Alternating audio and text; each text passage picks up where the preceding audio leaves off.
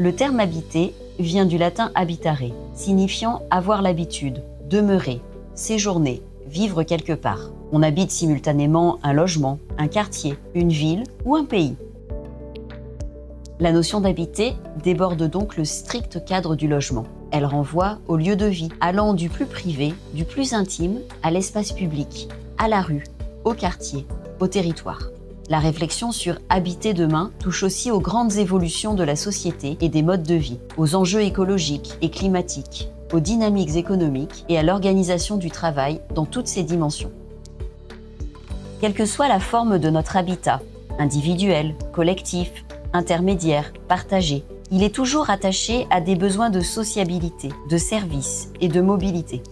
Les qualités extérieures au logement, telles que l'espace public, la présence de services de proximité ou l'accessibilité au transport, déterminent pour une partie importante la valeur même du bien immobilier.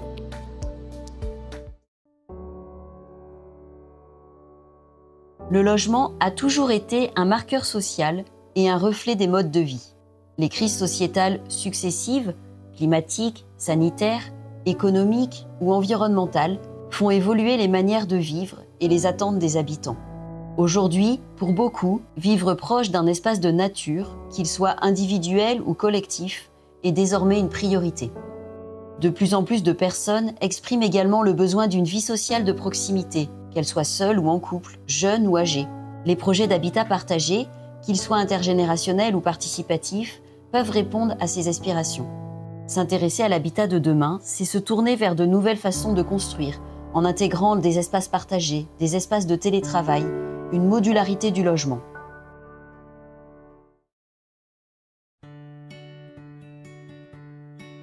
Cinq grands défis sont à relever pour construire l'habitat de demain. Envisager l'habitat de demain, c'est répondre à une population mondiale toujours plus nombreuse, en faisant face à des moyens économiques de plus en plus limités et des coûts de construction de plus en plus élevés, avec l'objectif d'assurer des conditions de vie confortables, sécures et saines pour tous. C'est aussi permettre le développement d'un habitat performant énergétiquement, respectueux de l'environnement et économe en foncier. Il s'agit enfin de préserver le patrimoine naturel et urbain, facteur essentiel de la qualité de vie, et de l'inscrire dans un devenir acceptable par les populations. Nous sommes face à la nécessité de modifier notre modèle d'urbanisation des 50 dernières années et de nous intéresser au futur de nos villes et de nos villages. Le parc immobilier se renouvelle au rythme de 1% par an. 80% du parc dans lequel nous vivrons dans 20 ans est déjà construit. Prévoir l'habitat de demain, c'est s'intéresser tout autant aux constructions neuves qu'aux rénovations ou à l'adaptation de bâtiments existants. Une enquête sur le choix résidentiel des ménages, réalisée par Loire-Forêt Agglomération, met en avant que 39% des habitants choisissent leur logement en fonction de la présence d'un extérieur, et seulement 30% pour la proximité à leur lieu de travail. Dans l'idéal, les ménages sont attirés par une combinaison centre-bourg-maison individuelle, alliant proximité, tranquillité et accès à la nature. Cette enquête révèle aussi qu'aujourd'hui, plus de la moitié de la population du territoire habite hors d'un centre. Cependant, 54% des enquêtés souhaitent rester ou aimeraient vivre en centre-bourg. Le reste préfère vivre à l'extérieur des centres ou aspire à les quitter. 28% des ménages ont un profil de prétendant. Ils n'habitent pas dans les centres, mais ce sont des personnes engagées et sociables, las des déplacements ou indécises. Elles seraient intéressées par la vie en centre-bourg si l'offre de logement est de qualité et si le niveau de service est élevé.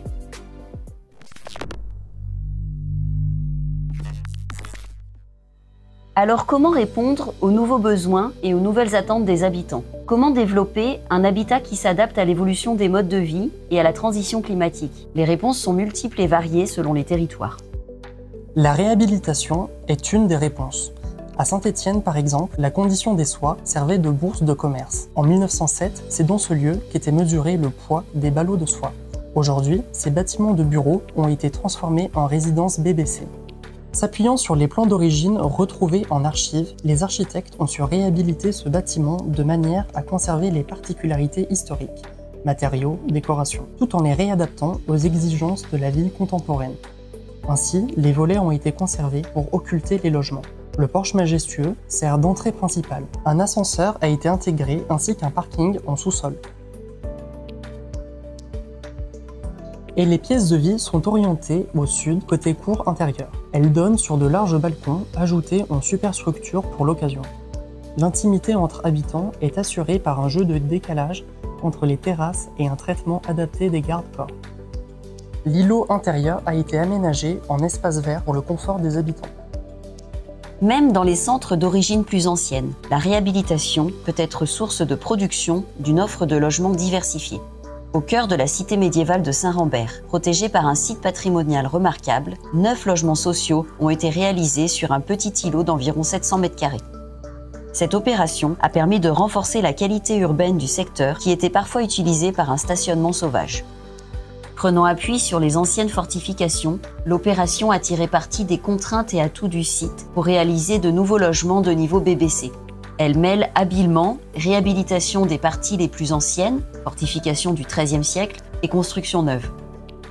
À la faveur d'espaces extérieurs variés, ruelles, cours végétalisées, jardins de poche, loggias, balcons, chaque logement est unique et différencié de celui du voisin dans un cadre lumineux et végétalisé.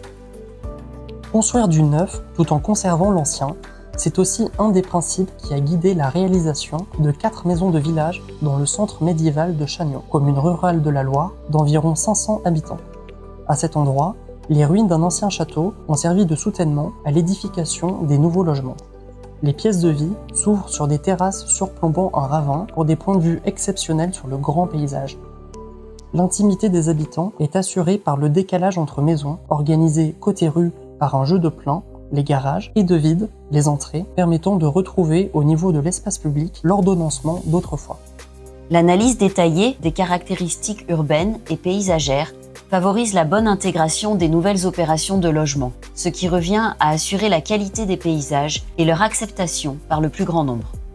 Dans le village de Saint-Maurice-et-Salier, qui se situe dans le Puy-de-Dôme, la pierre, le matériau traditionnel, a été utilisée pour les clôtures de 3 maisons neuves construites dans les mêmes proportions que l'ancien. Ce principe favorise leur bonne intégration. Contrairement à l'existant, ces nouveaux logements bénéficient de balcons aménagés au-dessus de stationnements privatifs. La gestion économe de l'espace exigée par les défis environnementaux pose la question de l'acceptabilité. Pour cela, l'intégration des nouvelles opérations à leur environnement est fondamentale, ainsi que la présence d'éléments ordinairement associés à la maison.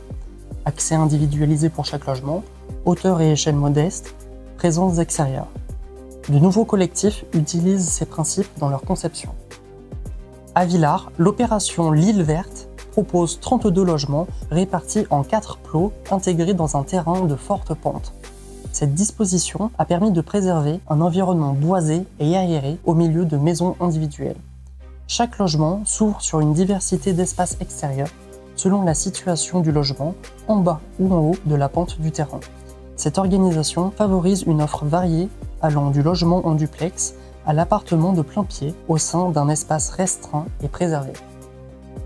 De semblables opérations trouvent leur place en extension de centres anciens, à l'occasion de divisions parcellaires comme ici à Saint-Just-Saint-Rambert, où plusieurs logements ont été construits sur environ 900 m². Dans ce cas, la forme profonde de la parcelle a permis la réalisation de 2 bâtiments de faible hauteur, organisés autour d'une cour intérieure. Les rez-de-chaussée sont occupés par des services, cabinet médical, tandis que les logements situés aux étages disposent tous, là encore, d'extérieur sous la forme de balcons, loggias ou jardins privatifs. Pour assurer la bonne insertion côté rue, le mur de clôture limitrophe a été prolongé pour former le porche d'entrée. À Saint-Étienne, ce sont 27 logements qui ont été construits dans 7 plots distincts de faible hauteur, reliés les uns aux autres par des circulations ouvertes, cages d'escalier et un cœur d'îlot végétalisé. En fond de rue, les nouveaux bâtiments ont été construits de manière à maintenir l'alignement avec des volumes reprenant le même langage constructif que l'existant, hauteur, séquencement, taille d'ouverture. À l'arrière, à la faveur d'un contexte urbain moins structuré, les façades se découpent en un jeu de balcons et jardins variés. Les 33 places de stationnement sont regroupées sur un terrain de faible valeur constructive face à l'opération. Le verdissement des clôtures renforce la qualité générale du cadre de vie. Ce projet utilise un système de chauffage performant basé sur la récupération d'air extrait de l'eau chaude sanitaire. Dans le contexte plus rural du Luberon, à la Bastidonne, une dizaine de maisons construites à l'alignement dans le prolongement de l'existant permettent de renforcer la silhouette du bourg. Chaque logement est en léger décalage l'un de l'autre pour préserver l'intimité des habitants. Ces maisonnettes ont chacune un jardin permettant une transition douce entre espace urbain et espace agricole. Le bâti ancien, construit avant la Seconde Guerre mondiale, structure l'essentiel de nos centres-villes et de nos villages. Il peut représenter un potentiel facile à réadapter pour de nouveaux logements. À Doisieux, ce sont 6 nouveaux logements qui ont été réalisés dans cette ancienne demeure. De nouvelles ouvertures pratiquées dans les façades ont permis la création de balcons ouverts sur le grand paysage. C'est encore le soin apporté au traitement des façades et des clôtures qui renforce la qualité générale de ce village de caractère. Cette opération se marie parfaitement aux autres réhabilitations voisines. La réadaptation de l'ancien au mode de vie actuel permet des opérations au charme unique, comme ici en Gironde, à l'occasion de la transformation d'un ancien entrepôt en logement. Une allée paysagée assure la desserte de chaque logement. Ce qu'on appelle le changement d'usage permet de redonner une seconde vie à des bâtiments d'intérêt patrimonial. À Apinac, cet ancien couvent a été habilement transformé en logement collectif. Ou encore à Panissière, dans cette ancienne usine de tissage de 200 m² reconvertie en logement privatif. Afin de répondre aux exigences environnementales, seule une partie de la manufacture a été réhabilitée selon les normes de confort actuelles. C'est la partie habitée. L'autre a bénéficié d'une réhabilitation plus sommaire, servant de jardin d'hiver. Les corps de ferme traditionnels sont aussi de fabuleuses opportunités de reconversion. À Saint-Éan, le bâtiment existant a été prolongé par une structure légère servant d'abri pour les voitures. Le soin apporté à cette rénovation permet de renforcer la qualité d'ensemble. Quand la réhabilitation dans l'ancien n'est pas envisageable, la construction neuve est alors la seule réponse possible. Dans ce cas, l'insertion urbaine va largement conditionner la qualité de l'opération, nécessitant de soigner le traitement entre espace public et espace privé. La division parcellaire permet également de redessiner le tissu existant. Dans la région d'Épinal, on teste une solution, le BIMBY, pour Built in My Backyard, construit dans mon jardin. L'agglomération a financé une opération de grande ampleur pour inciter les propriétaires à vendre une partie de leurs parcelles, afin que de nouveaux habitants construisent dessus. C'est en lisant le bulletin municipal qu'ils ont découvert la méthode BIMBY. Dans les 15 jours qui ont suivi, on a eu un rendez-vous avec un architecte qui est venu sur place. Sur place ici, et puis qui a regardé la configuration. Et en 5 minutes, il a trouvé plein d'options. Ah oui, c'était... Faire une maison, faire 2 maisons, créer un chemin et tout. Et puis un beau jour, on a dit, bon bah allez, on y va. En 2019, ils se séparent de 1400 m² qu'ils vendent 35 000 €. Une maison neuve est construite à la place de leur verger. Aurore et Jérémy Fleureau emménagent avec leurs 2 enfants en 2020. À Échaud, 2 à 3 logements collectifs ont été construits en comblement d'une dent creuse, dans un lotissement. L'architecture de ce petit collectif évoque une maison individuelle. À cette occasion, les stationnements ont été réorganisés et des annexes en bois, destinées au rangement des vélos et du matériel de jardinage, assurent la limite avec les maisons voisines. Là encore, chaque logement dispose de larges balcons ou jardins. Avec le vieillissement de la population, la facilité d'accès au logement devient une nécessité à prendre en compte dans les nouveaux programmes. Dans cette commune rurale du Jura, un petit terrain situé dans le centre a donné lieu à la réalisation de 8 logements adaptés répondant au concept de village urbain alliant habitat et services. L'opération prend la forme de logements en bande regroupés sous une seule et même toiture. Chaque habitation est desservie par une coursive extérieure et bénéficie d'une terrasse privative, plantée chacune d'un arbre d'essence locale et de haies vives pour garantir l'intimité. La recherche d'un habitat partagé peut être souhaitée à certaines périodes de la vie ou par choix personnel. C'est le cas dans cette opération d'habitat à Bègles ou encore à Vals-les-Bains, dans l'extrait qui suit. Le Moulin-sur-Volane est un havre de paix situé en plein cœur de Vals-les-Bains. Marie-Ange, Marie-Claude, Thérèse, Marie-Christine, Catherine et Henri en ont fait l'acquisition en janvier et se sont très vite installés, avant même l'aménagement en appartements séparés. Retraités ou futurs retraités, ça faisait 3 ans qu'ils mûrissaient leur projet, d'où l'impatience puis la joie aujourd'hui d'être dans les lieux. La vocation sociale est un pilier du projet. Le collectif, le Vivre Ensemble, un autre. Après l'aménagement de 6 appartements, 4 autres verront le jour pour des familles ou des jeunes. Il y aura des espaces communs. Pas question non plus de se mettre en retrait du quartier. Ainsi, qu'il s'agisse de constructions neuves, comme à Bègles, ou de réhabilitation dans l'ancien, comme à Vals-les-Bains, ces nouvelles formes d'habitat favorisent le renforcement des centres ruraux comme urbains et le développement d'espaces collectifs animés.